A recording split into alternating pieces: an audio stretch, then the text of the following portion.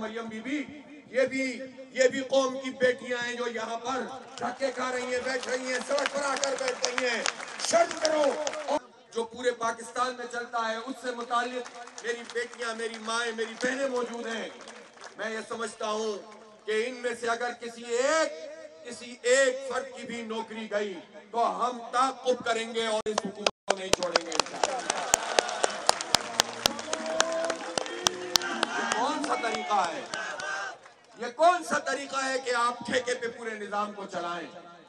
یہ آپ حکومت میں اس لیے نہیں ہے، اگر آپ آ ہی گئے ہیں پہلے سے چلی آ رہی ہیں.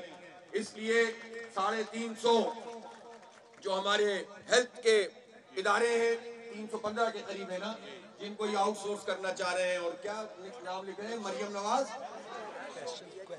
2400 BHU بیسک ہیلتھ یونٹ جو ایک بنیادی ضرورت ہے، اس کو بھی یہ آؤٹ سورس کر رہے ہیں. اور RH 300 RHC rural health care programme جو ہوتا ہے 300 تو یہ 300 کے قریب ہیں. اور اس سب کو اگر آپ اس طرح سے ٹھیکے پہ دیں گے تو کیسے؟ پھر آپ کیا کر رہے ہیں؟ میں یہ سمجھتا ہوں کہ یہ بہت بڑا ظلم ہے، بہت بڑی زیادتی ہے کہ صحت سے آپ بری ذمہ ہوں.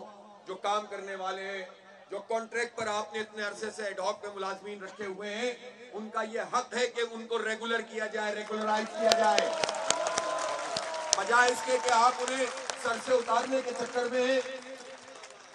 آپ موبائل کے کارڈ پہ بھی ٹیکس لیتے ہیں، آپ پیٹرول کی لیوی ہم سے وصول کرتے ہیں، آپ ہمارے بجلی کے بلوں میں ٹیکس لگاتے ہیں، آپ تنخواہ دار لوگوں کی تنخواہوں میں سے ٹیکس کاٹ رہے ہیں، اس کا سلیب ریوائز کرنے کے لیے تیار نہیں ہے.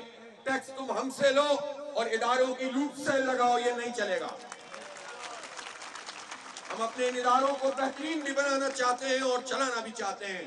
اور مجھے یقین ہے کہ جو ورکرز یہاں پر موجود ہیں، جو ڈاکٹرز موجود ہیں، جو پیرامیڈیکل اسٹاف موجود ہیں، سارے کے سارے انشاءاللہ اپنے ان اداروں کو 4 چاند لگا سکتے ہیں اور آگے چلا سکتے ہیں، اور یہ کریں گے.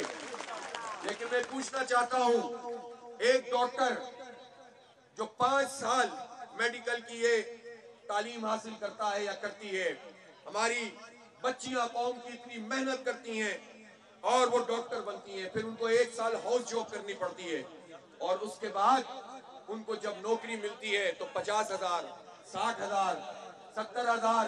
غلط تو نہیں کہہ رہا ہوں؟ یہ کیا ظلم ہے، یہ کیسی زیادتی ہے، یہ قوم کے ساتھ کیا ہو رہا ہے؟ آپ اتنی فیس وصول کرتے ہیں، پرائیویٹ سیکٹر میں لوٹ مار مچی ہوئی ہے، اور پھر اس کے بعد پرائیویٹ اداروں میں دھکے کھاتے رہتے ہیں ہمارے ڈاکٹر، جبکہ ہمیں ڈاکٹرز کی ضرورت ہے، جبکہ ہمارے یہاں ہیلتھ کی فیسلٹیز پوری نہیں ہے. اور اسی لیے پھر پورا برین ڈرین ہوتا ہے. پھر یہ ڈاکٹرز ملک سے باہر جاتے ہیں اور پاکستان میں ایک صحت کے حوالے سے بحران پیدا ہو رہا ہے. اس بحران میں یہ حکومت اضافہ کر رہی ہے. اس لیے ہم یہ سمجھتے ہیں کہ ان میں سے کوئی ایک ادارہ بھی آؤٹ سورس نہیں ہونا چاہیے. جماعت اسلامی آپ کے ساتھ کھڑی ہے انشاءاللہ. جماعت اسلامی محمد تیمور رحمان صاحب، محمد جاوید قطوری صاحب. اور میں آپ سے یہ بھی کہنا چاہتا ہوں کہ آپ لوگ بھی حالات پر نظر رکھیں. آپ سوچنے سمجھنے والے لوگ ہیں، پڑھے لکھے لوگ ہیں. آپ سوال کریں ان پولیٹیکل پارٹیز سے جو زندہ باد مرد آباد کی سیاست تو کرتے ہیں، شخصیات کی سیاست کرتے ہیں، لیکن کسی ایک جنرل مسئلے میں آپ کے ساتھ آ کر کھڑے نہیں ہوتے. پوچھیں ان لوگوں سے کہ ان کی کیا سیاست ہے. وہ بنیادی ایشوز پہ عوام کے ساتھ نہیں کھڑے ہوتے، لیکن لوگوں کو بیوقوف بنانے کا ایک دھندا بنایا ہوا ہے. یہ فیملی انٹرپرائزز جو پارٹیاں بنی ہوئی ہیں، یہ جو افراد کی بنیاد پر، ڈکٹیٹرشپ کی بنیاد پر پارٹیاں بنی ہوئی ہیں، یہ جو وصیت اور وراثت اس کی پرچیوں کے اوپر چیئرمین بنتے ہیں اور چیئرپرسن بنتے ہیں، اور یہ جو درباری پوری پارٹیاں اور خاندانی نظام چل رہا ہے، اس کو الوداع کہنے کا وقت ہے. اس کے خلاف ایک تحریک چلانے کا وقت ہے. جماعت اسلامی آپ کے ساتھ کھڑی ہے انشاءاللہ. اور ہم صرف اس لیے نہیں کہہ رہے یہ بات، میں تو آج یہاں پر آیا ہوں، لیکن جماعت اسلامی کی لیڈرشپ پہلے سے آپ کے ساتھ موجود ہے کہ نہیں موجود ہے؟ ہم آپ کی خدمت بھی کریں گے، آپ کا ساتھ بھی دیں گے، لیکن میں یہ چاہتا ہوں کہ آپ بھی اور آپ کی جتنی بھی تنظیمیں ہیں، ڈاکٹرز کی ہوں، پیرامیڈیکل اسٹاف کی ہوں، ینگ ڈاکٹرز ہوں، ان سب کو ایک سیسا پلائی ہوئی دیوار بننا پڑے گا. حکومت آپ کو توڑنے کی کوشش کرے گی، آپ کو مراج دیں گے. پہلے بھی آپ ڈٹے رہے تھے، اب بھی آپ ڈٹے رہے، ہم آپ کے ساتھ ہیں انشاءاللہ تعالی. نعرہ تکبیر. تو بس میں ایک مرتبہ پھر اپنی جماعت اسلامی کے لاہور کہ ہمارے ضیاء الدین انصاری صاحب بھی موجود ہیں، ہمارے وسطی پنجاب کے امیر جناب محمد جاوید قصوری صاحب بھی موجود. الخدمت میں کیا مسئلہ ہے ایسا جو کیا خاص کارنامہ انجام دیا ہے بتائیں؟ وہ کہہ رہے کیا کیا ہے؟ کچھ نہیں کیا جی، یہ تو ہماری طرف سے آپ کے لیے ایک بہت، اتنی محنت کرنے والوں کو اتنا تو حق بنتا ہے یار. ہم آپ کے ساتھ ہیں. تو ہمارے یہ ضیاء الدین انصاری صاحب، محمد جاوید قصوری صاحب، ہماری پوری ٹیم، فیصل شریف صاحب بھی موجود ہیں. پنجاب حکومت نے طاقت کا استعمال کیا تو میں متدبر کر رہا ہوں. ٹھیک ہے، تو یہ سب لوگ آپ کے ساتھ کھڑے ہوئے ہیں. اور ہماری ایک نیشنل لیبر فیڈریشن بھی ہے. وہ نیشنل لیبر فیڈریشن مزدوروں کے اور جو لوگ جاب کرنے والے لوگ ہیں ان کے حقوق کے لیے جدوجہد بھی کرتے ہیں اور ان آرگنائزیشن کو پیٹرنائز بھی کرتے ہیں. NLF بھی آپ کے ساتھ موجود ہے.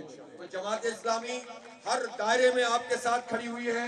اور اس موقع پر میں مریم نواز صاحبہ سے کہنا چاہتا ہوں، آپ خاتون ہونے کا ایڈوانٹیج لیتی ہیں.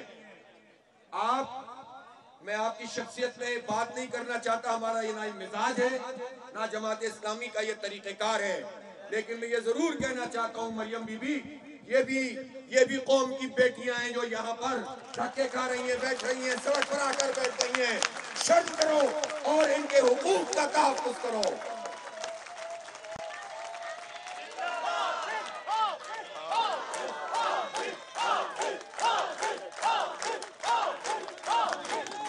اور میں حکومت پنجاب کو یہ وارن کرنا چاہتا ہوں کہ اس احتجاجی کیمپ پر اگر انہوں نے طاقت کا استعمال کرنے کی کوشش کی تو پھر انہیں نتائج بھگتنے پڑیں گے. جماعت اسلامی تمہارا پھر گھیراؤ بھی کرے گی. اور یہ مت سمجھو کہ یہ ڈاکٹر اور پیرامیڈیکل اسٹاف ہیں، یہ جماعت اسلامی کا احتجاج ہے. یہ سوچ کر تم کچھ کرنا، اور انشاءاللہ آپ کی شانہ بشانہ کھڑے ہوں گے کہ نہیں کھڑے ہوں گے آپ؟ یہ لیڈرشپ یہاں موجود ہے. ضیاء بھائی کہاں ہیں؟ ضیاء بھائی بھی کہیں ہیں، موجود ہیں یہاں. جاوید بھائی موجود ہیں. کوئی ان کے ساتھ کوئی ان کو تکلیف ہو، آپ ساتھ کھڑے ہوں گے انشاءاللہ. ان کو ہم اس طرح نظر انداز نہیں کر سکتے. جدوجہد کرنے والے، حق کے لیے آواز اٹھانے والے، سچ پر کھڑے ہونے والے لوگ بہت قیمتی ہوتے ہیں. یہ پوری قوم کی نمائندگی کرتے ہیں. یہ آپ ہمارے ماتھے کا جھومر ہے، انشاءاللہ ہم آپ کا ساتھ دیں گے. بہت بہت شکریہ. واخر دعوانا الحمدللہ.